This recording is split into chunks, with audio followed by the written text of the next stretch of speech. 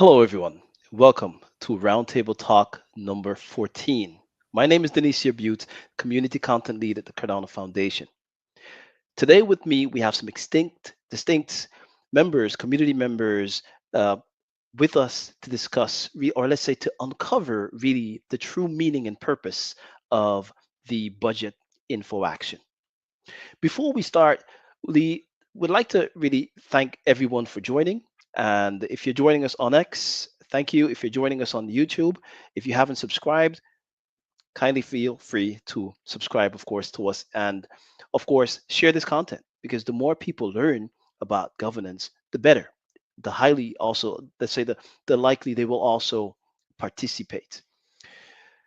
So, question is, what really is this budget info action and what is really causing the confusion that we've been seeing or hearing about? So with me today we have Chris Kowalski and we have Adam Rush. Lara is will be with us shortly, but briefly, Adam, what is really this confusion about? Can you walk us through that? Hey, Denicio. Great to be here with you. So this is our first time doing a the governance process for Cardano. As everyone knows, hopefully, CIP 694 was enacted as part of Voltaire, and with the Plomin hard fork, we had the DREPs come online, and it's up to the DREPs to be basically deciding on the matters of how to spend the money in the Cardano treasury. Ever since we had the SPOs take over the block production from the federated network that was run by the Cardano Foundation, IOG, and Emergo, we've been building up this treasury where 20% of our block rewards go into a common fund to benefit the Cardano blockchain ecosystem. And so, according to CIP 1694 and our Cardano Constitution, it's that money needs to be spent to better the Cardano ecosystem, and it needs to be decided upon by the DREPs making votes on how they are going to spend those assets, that ADA that has been building up. Obviously, there also needs to be a check from the Constitutional Committee to make sure that any spending is constitutional. So there's basically going to be three steps. We've already had a net change limit passed, that the amount of funding that can be spent within a given time period. We are now in the process of passing a Cardano budget. There can be several Cardano budgets that fit within the net change limit. And actually, there was a smaller budget for a single project that already passed, but this is a larger comprehensive budget that was that is being put up by Intersect, that looks like it's on the way to being passed right now. And so over the past couple months, you've seen the various groups that are associated with Cardano putting through their projects. And now this is where, for the next 5 days, we are having the final call for votes of this budget info action. We say, look at the 39 proposals that were accepted through the off-chain socialization process. Out of the 194 that we started with, do you like the looks of these 39 proposals? Do you agree to the concept that they could be funded? If you agree to the idea that these could be funded, then you can vote to approve this budget. And then by having a budget, they will be able to request funds from the Treasury. But without having the budget in place, they won't be able to request funds from the Treasury. So this is basically the intermediary step along the way. Exactly. Um, just a question. Can we bring Laura up? Thank you so much there, Adam. That kind of like really from a high level perspectives really helped to clarify a lot, but also the role of the important roles really of the DREPs in terms of deciding how treasury funds are going to be spent. Lara, you're from Intersect, and I remember, when you reached out to us for to really clarify this, you mentioned that there is some confusion within the community, and what I'd like to know really is where did this really start? So, can you give us kind of like an idea of where the confusion is coming from? Thank you. Yes. Hello, everybody. Thank you for having me. Thank you, Denicio, for bringing me up. So this is quite of a complex answer. I would say there are multiple layers to it because I'm a big believer that the environment also influences how things play out. And by the environment, I mean is how the community reacts to things, what are their opinions, how they absorb information. It all plays out into the bigger picture, right? Um, we have to be real that implementing a budget process is a very complex activity to kickstart, to plan, to deliver, because there are a lot of moving pieces into the entire process. There are a lot of actors, there are a lot of um, players into this process. And by players, I mean community members, committee members, Intersect, there are vendors, that are everyone who is involved in the entire thing. I remember, I mean this in my personal opinion, from looking and talking to people, I remember that things started to get very confusing around, let's say, October last year, October 2024. We had a few workshops, a few budget workshops that happened previous to that around August, July, August, where people started to understand what a concept of a budget info action would be, what a budget process for Cardano would be. And it was already complex then because we are building a decentralized financial system, which is Cardano, right? Cardano itself is a very complex system. And there are plenty of concepts within the discussion of a budget that not everyone is very familiar with because it may have a lot of technical terms or very financial focused terms that not everyone knows or uses on a daily basis because mainly no one is obligated to, right? And from those workshops, we had received some feedback, and based on the legalities of things, like how we should do based on how everything is set up, what is right per the community, we ended up receiving a lot of feedback, adapting that feedback and implementing it into the process. And things started to become possibly too much for people to absorb because if the system is complex and we have to communicate it out to everyone, we can't guarantee that everyone is going to get the full information 100% of the time because this is a permissionless system. And of course, we try our best. We try to put the information out in as many platforms as we can, like X, like email, like recordings, like interviews, AMAs, and everything we can. But not everyone can access them all the time because of personal reasons, the day to day life. So, somewhere along the way, some informations were not conceived well enough or were not understood well enough, or we had to make pivots based on further feedback from the community.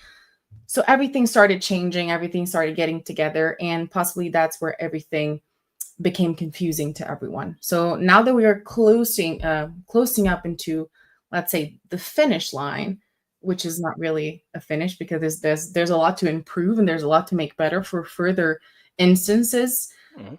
um, this is our chance to really make sure that the community can actually sit down, understand what we are talking about, so that when we make official changes for the future of Cardano, let's say for the 2026 budget process, people are a lot more well acquainted to how the system works, why things are the way they are sometimes based on let's say KYCing or smart contracts or the technicalities of certain decisions that we make.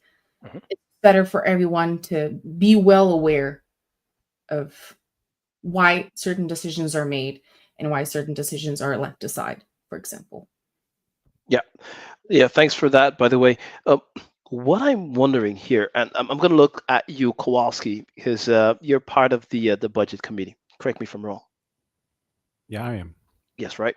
Okay. So, what is the role of the budget committee? First, let's establish that. Can you just briefly explain us that? Well, initially, the budget committee was founded to oversee and design the budget process because we were starting from zero. And this was a huge task that we knew from the start. It's going to be too complex to be done flawlessly in year zero. We call this year zero. And we are seeing now that we're now in June. We were initially expecting that we will be already done with this budget for this year, that there are going to be iterations, and we expect that the budget 27 is going to be what we really want. And we're learning, we are planning to a retrospective to learn from this. There are a lot of experts on the budget committee, and idea is that we hear everybody how to improve the process and how to have it more seamless. Also, we are in a sense a steward of the budget. So our role is to guard the budget and how it's going to be spent. And we're seeing that our charter for the committee needs to be evolved a little bit. And what we also seeing that other committees and even the constitution themselves will need some changes. So this is we are a live government. A lot of things will need to change to the better. And that's what we're doing currently. Yeah, so a lot of things will need to change for the better.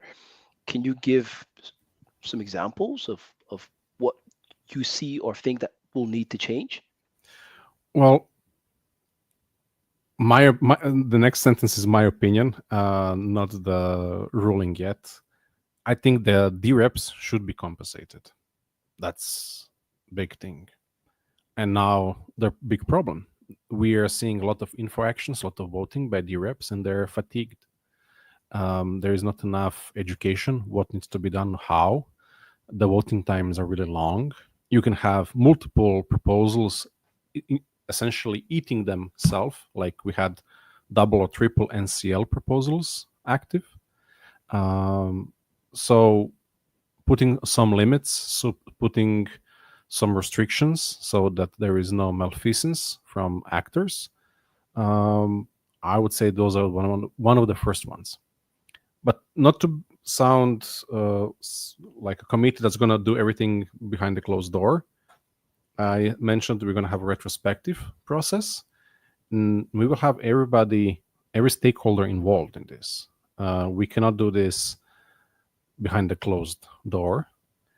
And one of our actions here is to motivate stakeholders, DREPs, SPOs, community contributors, to talk and to discuss and to make decisions with consensus. We won't have the complete consensus, but we need iterations. That's why I said the budget of 27 is probably going to be a good one.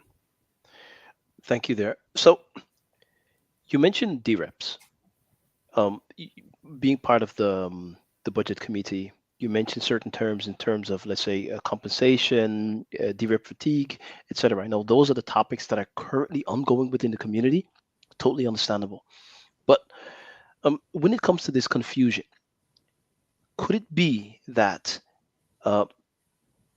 this partly is because DREPs were not fully informed about the true meaning and purpose of a budget action? Because obviously, if this is something that is living within the community, this confusion, then DREPs should be the ones kind of stepping up and speaking out in terms of, hey, no, excuse me, that is not the true purpose of a budget info action, wherever they see this confusion kind of like browsing or springing up. So could it be that there is a lack of education, lack of understanding of what really this budget info action is, where that is coming from? I had the same question a few months ago with a peer, and through the discussion, we came to understanding that we are building a society. We have a decentralized government, and if you pull from existing organizations, let's say that DREPs are congressmen or parliament members, and they are segmented. Not all of them, when they became DREPs, knew what's going to happen. The constitution was not here. So you have those that have a lot of voting power, those that have less voting power, not all motivated. And didn't have time. Then you have time zones, language barriers.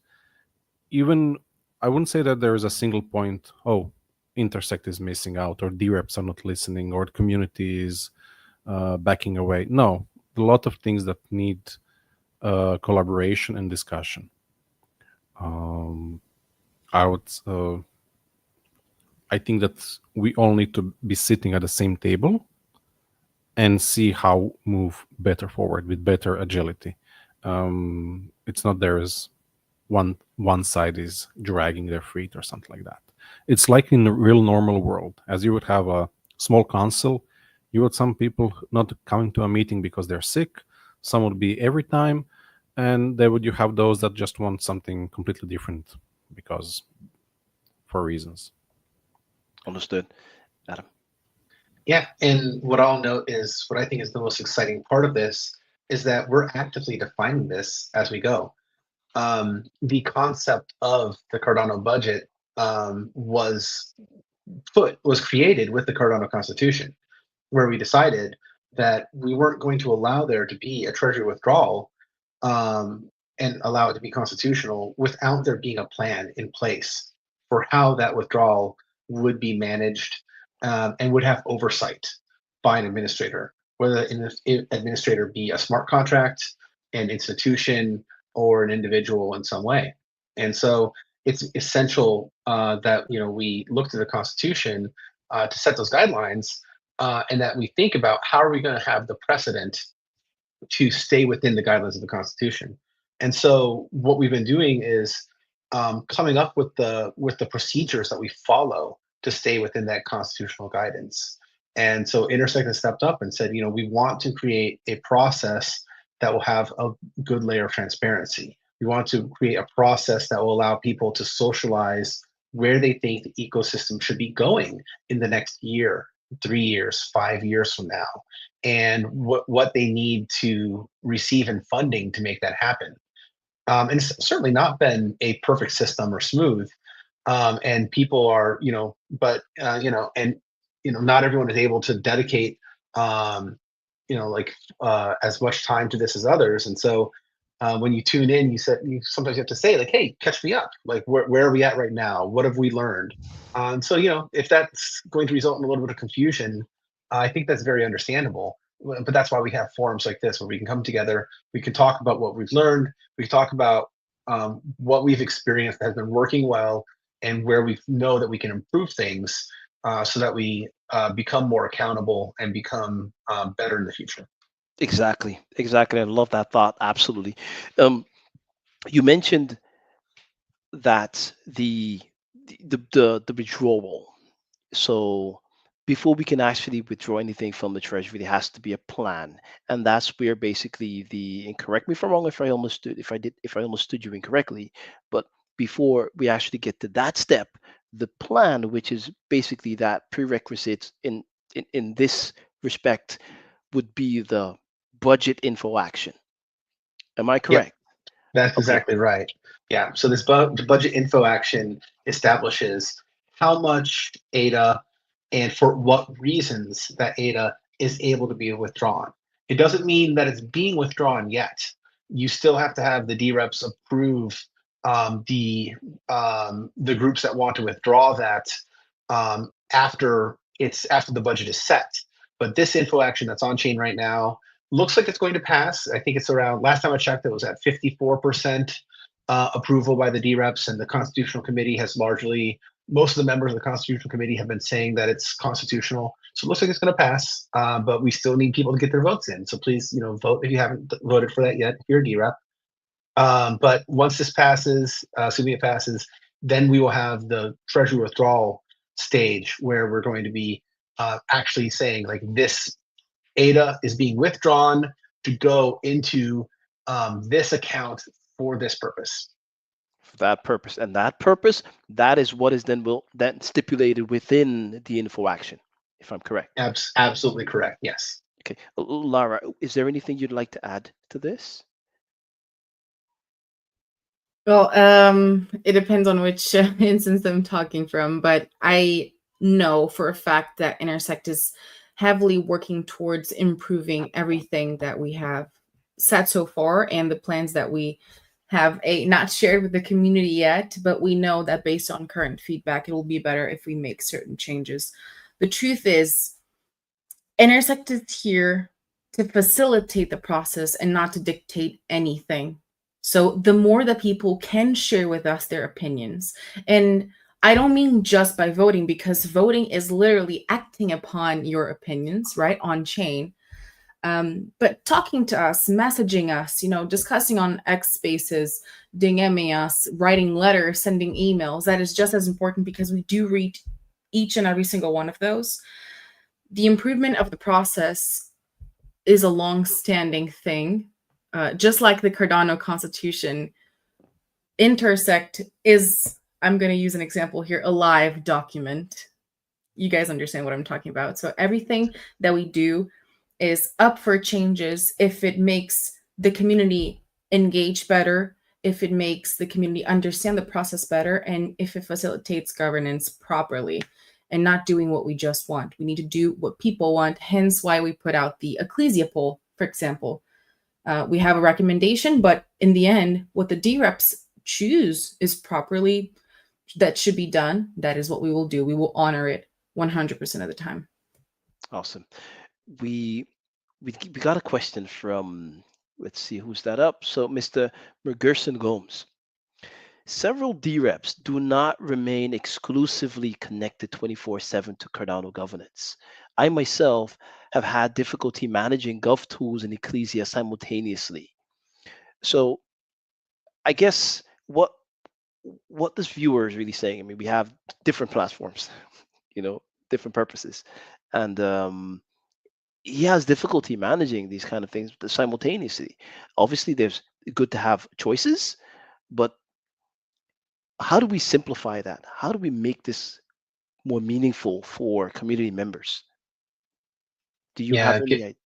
Yeah, Adam. Yeah, absolutely. And I'll say Garrison is, if this is Garrison Gomez, I think it is. He's a wonderful contributor to the ecosystem, and I completely understand where he's coming from.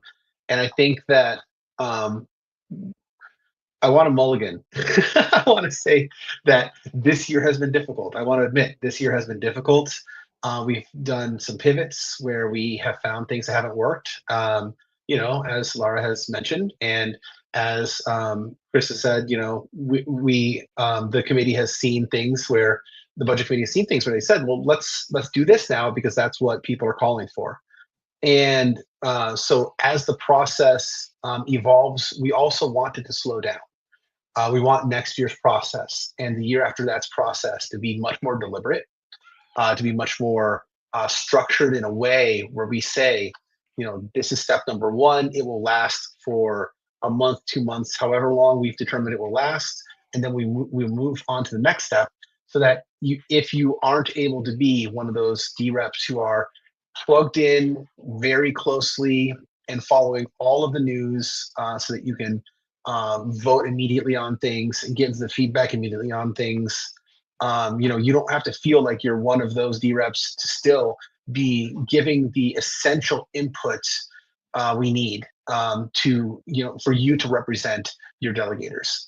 That's still, there's a lot of things that we're doing for coordination where we are asking basically for the input from the D-reps to tell Intersect how should we present things on chain to be voted for. That's one of the things that I want to note. So nothing that we're doing on chain is being rushed.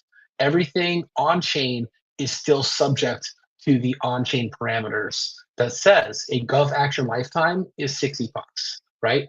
So that's something where the protocol protects the rights of all ADA holders and says you cannot rush a vote on chain. But when it comes to like the budget and what gets included in a budget that when Intersect has run a budget process inviting people to submit proposals to be bundled together, that's where we've had to do some pivots and say, come to Ecclesia, vote on Ecclesia for these things. And we recognize that if we do this again, we're going to review what worked, what didn't work. How can we give people more time to consider things? How can we maybe revise some of the things to make it a lot more clear? So yeah, I guess that's what I'll say to that is that hopefully any confusion that's been happening this year will be things that we improve in the next round. Awesome. Thank you there. Obviously, Mr. Gersom Gomez has a follow-up question to that. But first, if you're joining us on YouTube and you'd like to engage the panelist, please feel free to. If you're joining us on X, uh, do the same, please. And of course, if you enjoy this or you'd like to get the news out on governance, what we're discussing here, feel free to reshare this. And by more people seeing this, getting involved, they're more likely to participate as their knowledge increase as well. The whole goal is to ensure that the community is well informed, and as they are well informed, they're more likely to make well informed decisions. So thank you for that. So as mentioned, Mr. Gersom Gomez has a follow-up question. Adam, or not sure if you want to take this, Lara, or else Kowalski. But Yeah, I can take this one, Adam, if you allow me. I would like to build on your answer as well. This is 100% related to what Adam is saying, and I have a more concrete answer in terms of the tool itself. The Ecclesia tool was let's say, a temporary solution to requests that the community had made towards Intersect and towards the process itself. But our main goal for the remainder, I believe, of 2025, and of course the following year, 2026 and onwards, is to unite all of this in one single tool. I cannot confirm exactly which tool it will be. I believe it will be everything focused on the Gov tool, especially now that we are going to give it a lot of care and hopefully continue funding it. But yes, I do want to also reiterate that Ecclesia was built on top of the Gov tool, and that is extremely important. Those are different things, different pages, different interfaces, yes, but the goal is to bring them all together and make it a centralized place where people are able to interact with governance and have it facilitated by us more easily. Thank you there, Laura. Gersom Gomez, hopefully this answered your question, especially the first one. I think that makes a lot of sense. I don't want to go too much into that, Lara, but I mean, you just mentioned something very interesting there, especially given the recent, let's say, tweets from the team from Temple Vote, for example. I'm pretty sure you've seen that, where they kind of express that they feel more or less excluded, or that GovTools is being given more of let's say preference or more attention compared to other tools within the ecosystem. And what you just mentioned here is that GovTools will be giving a bit more attention, just to centralize that, making it a bit more simpler for the ecosystem to have a place where they can actually interact with the governance action types. If you allow me just to clarify one Sure. thing, by giving it more attention, I don't mean excluding all of the other tools, because that would be extremely unfair, especially for, let's say, the Tempo team, which has amazingly built an incredible tool to allow DREPs to vote as well, because before Tempo, it was only Gov tools. So the more platforms in that case, the better. It helps governance in any sense. So by giving it attention, I mean is grouping Ecclesia in one tool in one place, and not just excluding everything. I would like just to make that clarification. Does that mean that Ecclesias at some point will be what? We won't have to deal with that, or no? Ecclesia is still its own. Ecclesia is a product that will, be able to be used for other purposes as well. We'll let Mr. Dean and Mad Orchestra, use that for their purposes. But the idea is to be able to have these tools share common backgrounds, have the same functionalities, but also streamline things so that when our users are looking to do things, they know that they can be able to find things in an easy way. So I think Chris might have more to mention about this kind of thing. Yeah, I would just like to add that, as you're saying, Ecclesia GovTool, we are building this, and if we go and look back what steps we made and how the process changed, I wouldn't say evolved, a lot of things that we were not prepared or had enough resources. And what we are constantly doing is trying to ease DREPs their decision making and inform everybody that they need to educate DREPs on their proposals, that this process goes easy, because idea is that we make a strong ecosystem. And so whichever tools are the best, they will be promoted by community and also by us. Idea is that this is as easy as possible and agile. Not that you have to think, where am I going, where I'm voting, what is this, what did I do? Basically simplifying the process. Exactly. Okay. So I'd like to bring it back really to the original intent of the Roundtable Talk, just because in the beginning, Adam, you dropped some terms like the NCL, withdrawals, and of course we were already speaking about the budget info, the budget info action. Just to make it clear for the community in terms of what is really the relationship between these three governance types. So we have first the NCL. I guess at some point we get the budget info action, which is part of the governance action type governance info action, and then we have the third, which is the final step, is the withdrawal, the treasury withdrawal. What is the relationship between these three? Is there anyone who would briefly like to explain that? I'm very happy to do so.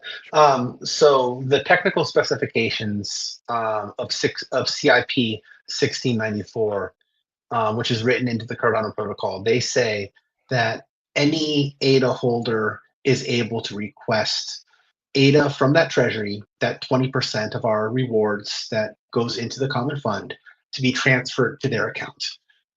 If the required number of DREPs and the Constitutional Committee agree that this is a good use of funds. But we still need to have some sort of social rules around this, right? We're not going to let just anybody take out these funds. That's why we have the Cardano Constitution, to set the ground rules, that constitutional basis of what we expect for things. So the Cardano Constitution sets down two things that must be established before you can request those funds. The first is what we refer to as the NCL, the net change limit. The net change limit is the net change of the treasury that can happen within a certain time period. And for simplicity's sake, we've just said that for the year 2025, the treasury cannot have anything more than 350 million ADA taken out of it. Out of, what is it right now? Like 1.3 million ADA is in there. So you can't have anything more. You cannot take out more than 350 million ADA. If more than 350 million ADA is requested from the treasury, the Constitutional Committee is duty bound to vote down that governance action, that treasury withdrawal. So cool. And no treasury withdrawal is allowed to be submitted per the rules, per the Constitution. So again, the Constitutional Committee will vote it down unless that net change limit is in effect. And then the second thing that also has to be in effect for a treasury withdrawal governance action is that there must be a Cardano budget established. And the Constitution actually says you can have several Cardano budgets. If you want to have like budgets, you can have like a security budget.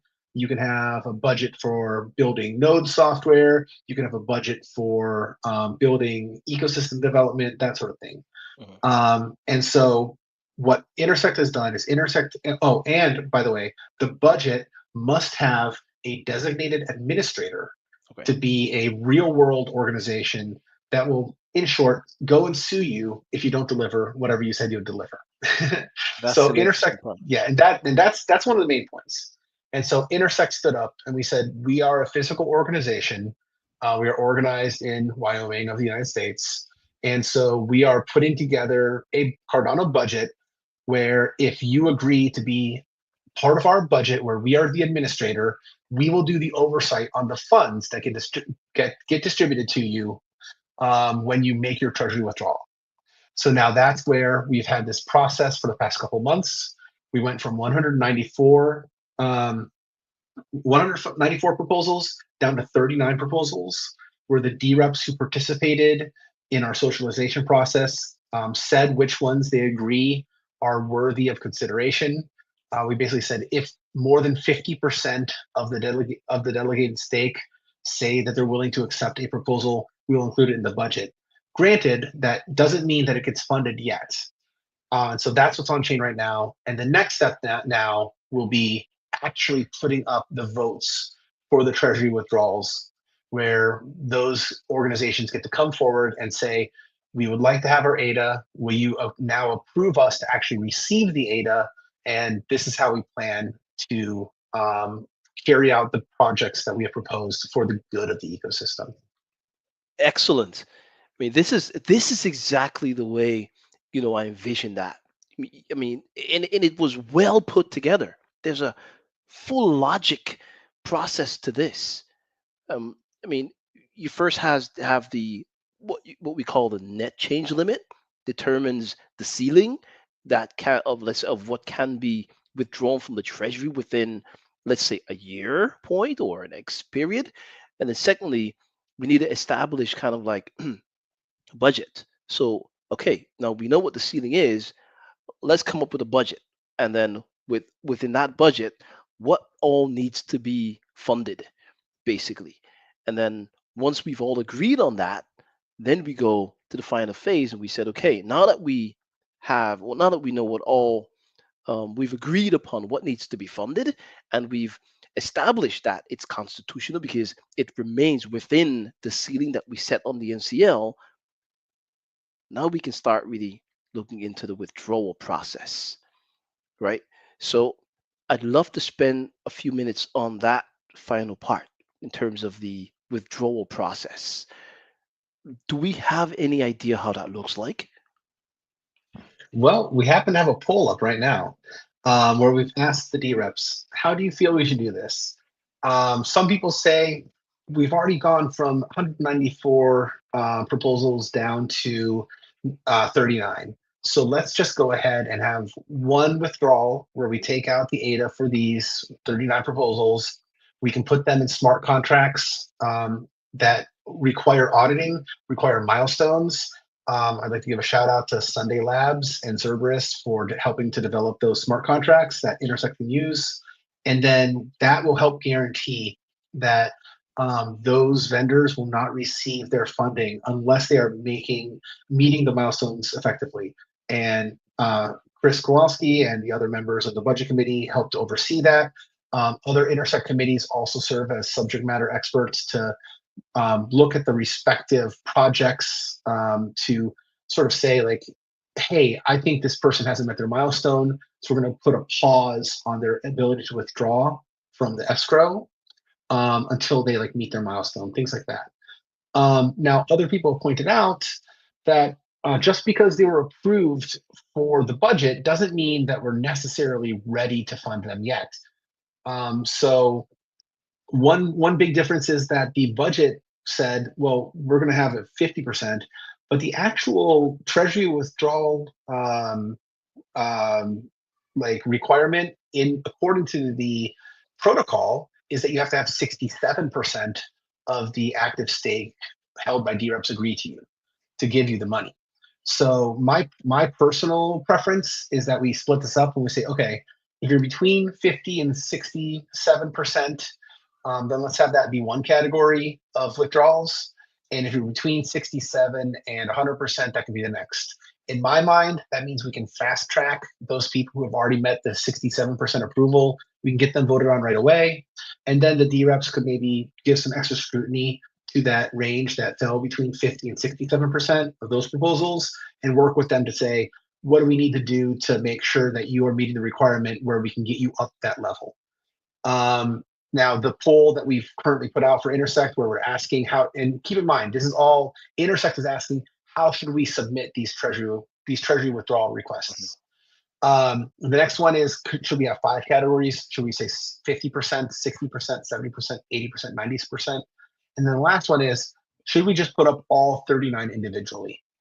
I did some back of the napkin calculations and just wrote a cheeky post where I said, that's if you use your Ledger hardware wallet, this is a USB drive, but you'll get my drift here, where you type in your credentials, that's 2 hours of just clicking. If you want to approve, if you're a DREP who wants to approve 39 individual withdrawals. Now, there were several DREPs who shot back at me and said, I'm willing to do 2 hours of clicking so that I can have that kind of, approval level over these projects. Other people said, I would rather see them put in bundles. So right now, as part of this Intersect budget process, we're asking people, how should Intersect bundle these these proposals of when we withdraw the ADA to fund them? But Chris might have some more information as a member of the budget committee. Hi, yes, thank you, Adam. The Collegia poll is open, and we see that there is still not a clear consensus. What I would like to add in this space, we had a wider meeting today with board members and Jack and budget committee, and we were discussing this Collegia poll and what the overhead means and what splitting the withdrawal into 39 would mean for the community, for the ecosystem, for the proposals. I feel that 39 withdrawal actions would be tremendous overhead on DREPs, on Intersect staff, and it would show a pushback toward builders and toward enthusiasts that want to come to Cardano. It would also mean that smaller players, smaller builders are moved out or pushed, those that are with lower percentages of 50 to 60. And when you're thinking about where we want to go, and we as a budget committee, we have a single North Star, and that is to create a treasury that's self-regenerating. So whatever we're pulling out, that the projects are building so that money is coming faster than we are spending. We had a lot of discussion about that, and there is a way, and it's perfectly doable. Going with 1 or 2 withdrawal actions would be better for this round.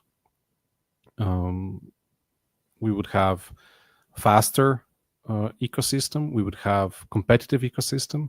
We have to remember we're not fighting against each other. We're fighting against other ecosystems which are more agile, and we are showing to be very stiff in a moment where we shouldn't be. To those that are asking that why are we spending so much money? We have we had clipped wings, or we were not even flying, and we are now starting to fly. We had very limited resources to develop on Cardano. Now we have more. We see that builders are coming, there are community members transforming, initiatives are coming, and we should let them prosper, not push them into other blockchains.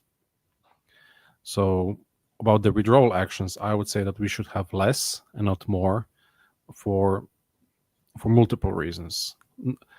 Even if you say, yeah, you're going to click 2 hours on your ledger, but think about the ecosystem and what's going to bring to the ecosystem. Thank you. Yeah, that's clear. Thank you there, Chris. There is a question, and I believe, let's bring that up from Alexi. We are constantly forgetting the vendors in this withdrawal conversation.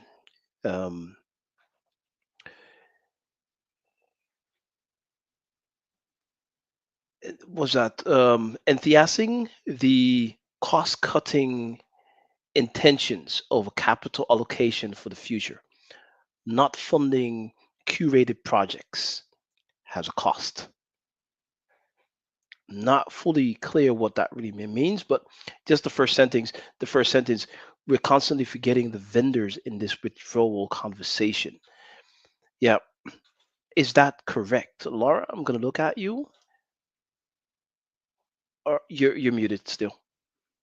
My apologies. I believe what Alexi is saying here is that there were a lot of considerations. For example, the recommendation that Intersect put out together with the release of the votes, of course, is just a recommendation, is not necessarily what the DREPs will choose.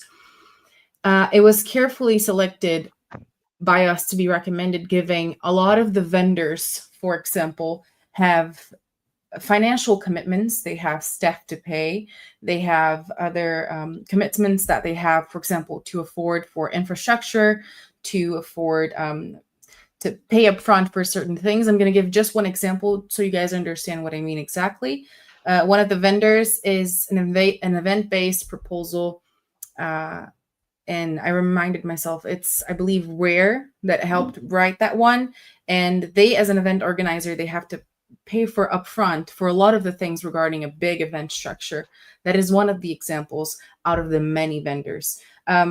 So the conversation in general, by our side, we have definitely considered vendor participation. We are, in fact, having a bunch of sessions where vendors can come forward and say their own piece to be able to share why they believe certain withdrawal types by their own are better when compared to other options. There are 5 options out there to be voted on Ecclesia.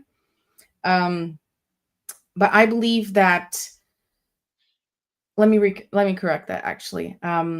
There is a need for the vendors themselves to also put themselves out there and clarify, hey, perhaps certain withdrawals would be better because given my instance, and share their hardships, share why they believe certain withdrawals would be good. And this is what we would like for them. As Intersect, we can only go so far as to supporting them because we cannot meddle with what they have in their own pipeline. We cannot meddle with the staff that they have on hand. And this is why it's important to listen and involve them into this conversation rather than push them outside. Clear. Absolutely. Apologies there. Earlier, I guess I'm not 100% sure which part this was during the conversation, but Alexis says here, it is easier to say that vendors should educate DREPs on their proposals, yet the vendors are locked in the process and doesn't have any chance to adjust the proposals based on feedback since mid-April. Um, do you care to respond to this? I'm going to look at you, Adam. Is that Does this sound familiar to you? Yeah, no, I recognize that, and what I would say is that let's see how this current vote goes on what on what we're recommending. If we have if we have the recommendation for the single or bracketed withdrawals, then I think that will be sort of a clear sign from the community that they want to see it just go forward quickly. If we have the 39 proposals, then I think that that's a signal to the vendors that they want to see more talk from them.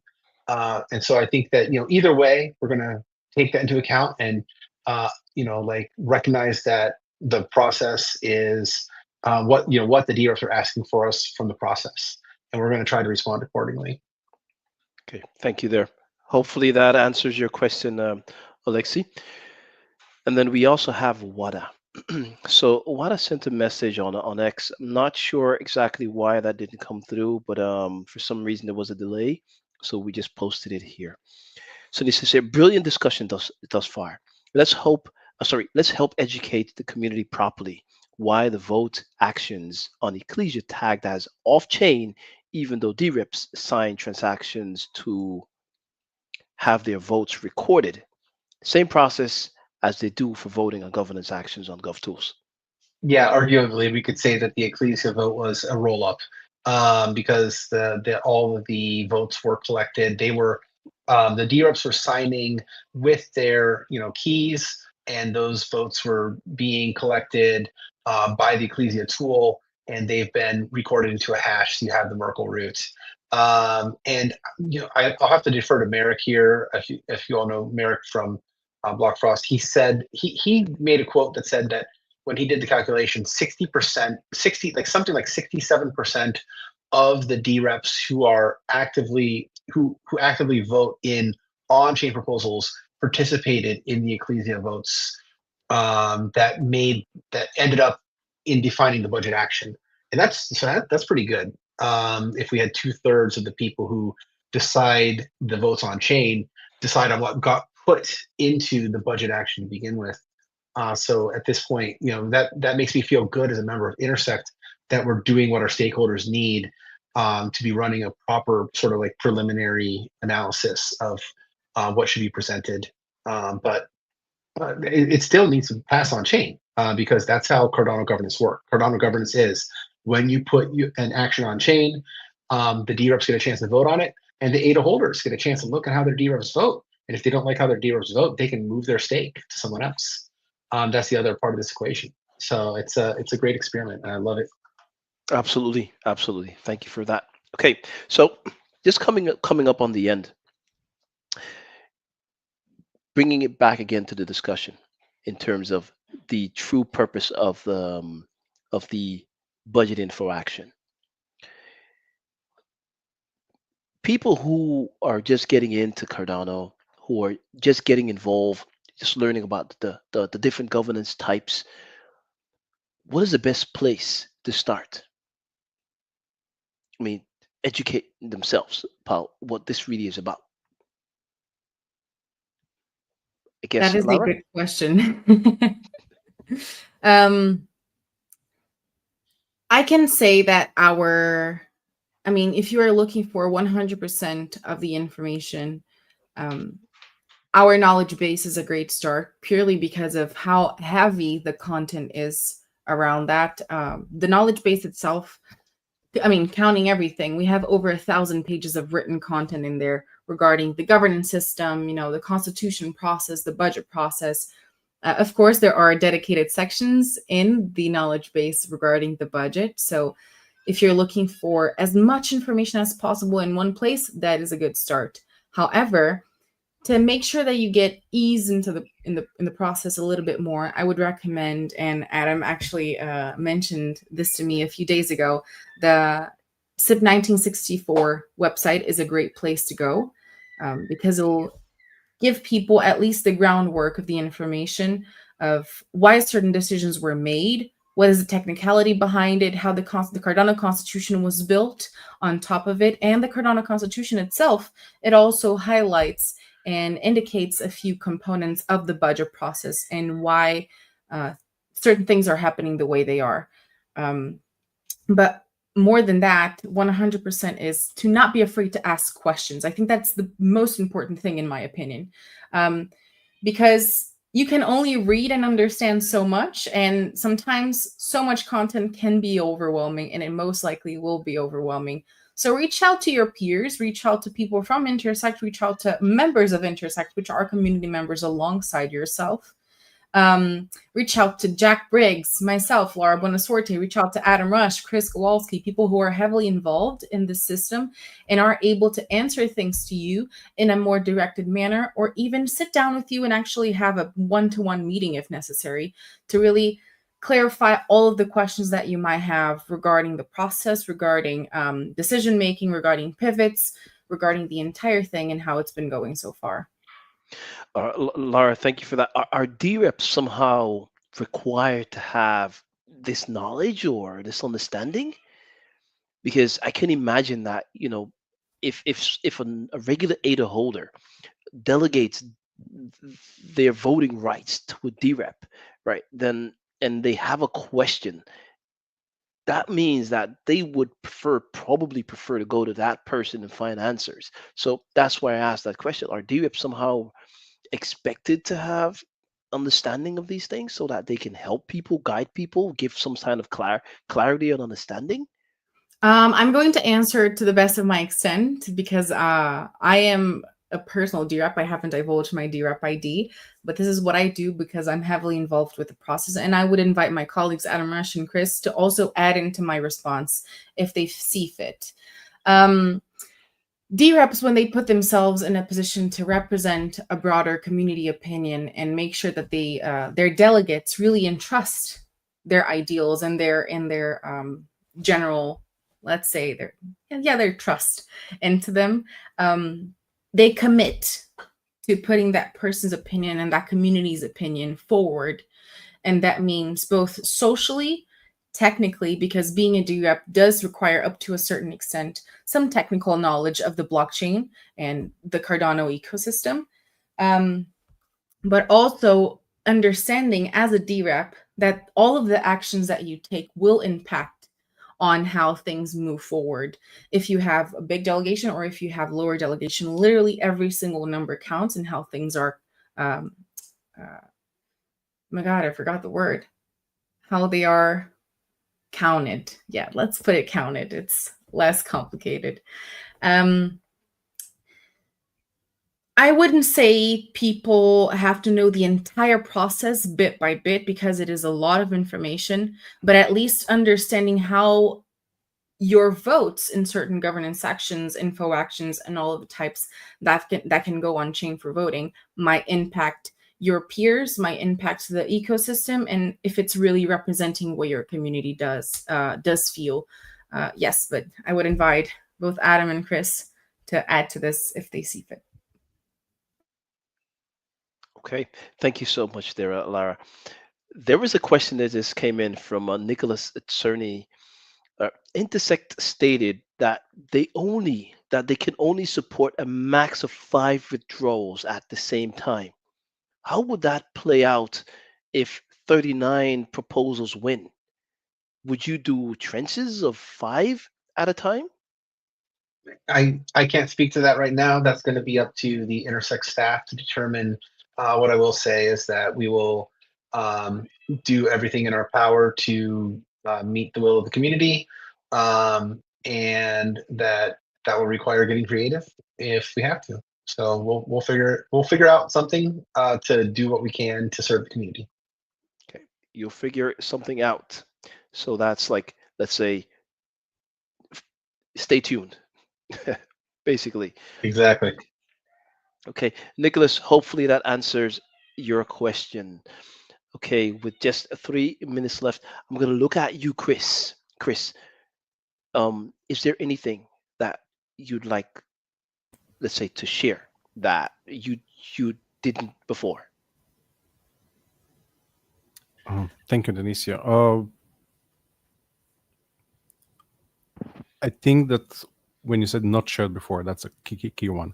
Shared so much. I think I see that our community is evolving in a positive manner.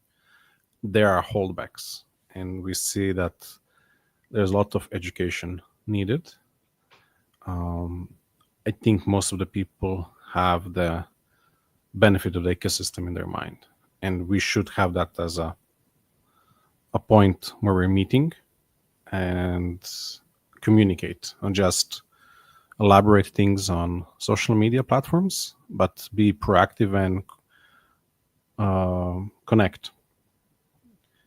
That's going to be needed for success, because this budget, this is the first stone in a lot of those in building Cardano ecosystem. Once the budget has been given out, the money, people need to build it and then start to use it. So a lot of work ahead. There is an expectation, of course, absolutely. If you're being paid for that, obviously that comes with an expectation, responsibility as well. Thank you there, Chris. Lara, I'd love to know something, because I remember earlier in the conversation you mentioned that you said there's a lot that you've done. There's a lot of communication, a lot of information sharing ongoing, many different platforms, etc. Yet the information still doesn't seem to reach everyone. It's understandable to a certain extent. We are in a decentralized ecosystem, right? What will Intersect, or what will be the next steps of Intersect? Taking from all of these, let's say, the learnings from this process, the understanding that there is a need for information, what will Intersect do? And for you, Adam, as well, to improve that? That is a great question. especially when we consider everything that is coming forward, right? The budget 2026, all of the changes, maybe even future constitution updates if the community wants to have them. Um, Truth is, there are a lot of processual things behind the scenes that target specific communications around the budget process, our decision making, and everything. And having the information, just as you commented, is not just sufficient to make sure people understand it. We are looking to have more workshops regarding the budget. It's not something set, but it's something that if we really understand that the community needs something like this to interact with us to better understand um, how the process is held. I'm going to give a very good example, which we had the DREP Pioneer program last year, and they taught other people in workshops how to become DREPs, how to do that kind of thing, which creates a web and it goes spreading time by time. There's a very nice movie about this, which is with Tom Cruise and that I forgot the name right now. Oh, Minority Report, I remember. That talks exactly about that and the ripple effect of teaching and educating. But also talking about, let's say, social media. We have more targeted campaigns that we are curating to make sure that people receive this and it reaches them in a proper timing. As Adam mentioned earlier in this call, doing things with enough notice to be able to make sure that people see it, understand it, and have time, enough time, sufficient time to act on it based on their understanding of how the situation is going to be played out. It all needs to be played together. It all needs to be acted upon at the same time. And these are the moving pieces that we are still working on at the moment. But we are 100% with this biggest in mind to make sure that we educate and properly do it. Excellent. Adam, any final words? Yeah, all I'll say is like I was just reflecting on this recently. It's been just over 2 years since I got the opportunity to host a regional workshop for CIP 1694. And while that might seem like a long time, that is such a short time to be talking about setting up a government that affects millions of people around the world. And that's what we're doing here in Cardano. We're establishing a on-chain government for our blockchain ecosystem, for this network that we all use to interact with each other in a system of value, system of identity, and system of information sharing. And it's been hectic, it's been chaotic, it's been beautiful. And it's been an honor to be working with Intersect. We've by no means been perfect in the support that we've been offering to help facilitate the process, to help connect the different people who are working on chain to each other, to make it easier. But I know when I look at people like Chris and Lara and everyone else who I get a chance to work with, I know the passion that they bring to the project and how much they care about making the Cardano ecosystem and the world a better place. And that's what really makes me bullish on this project. It makes me optimistic for the future of not just our ecosystem, but of the crypto space in general. Hang on to your hats. We've got more to come. It's going to be a bumpy ride, but it's going to be worth it. Thank you so much for those closing words. And thank you also, Chris. Thank you, Lara. Thank you, Sebastian, in the background, for making all of this possible. Gomez, I mean, yes, I know you know what? Let's acknowledge also the people who engaged with you, guys, also in the chat. We started out, with Ronald. We have Dan. Thank you so much there. Thank you also, excuse me, Mr. Gersom Gomez for the excellent questions. Thank you, Wada, for entertaining as well. Thank you. Who's that? Zagor comments. Thank you, Nicholas Cerny. I mean, so many of you, and I there's also one other person coming up as well, but I guess that's just more spam than that is actually a real comment.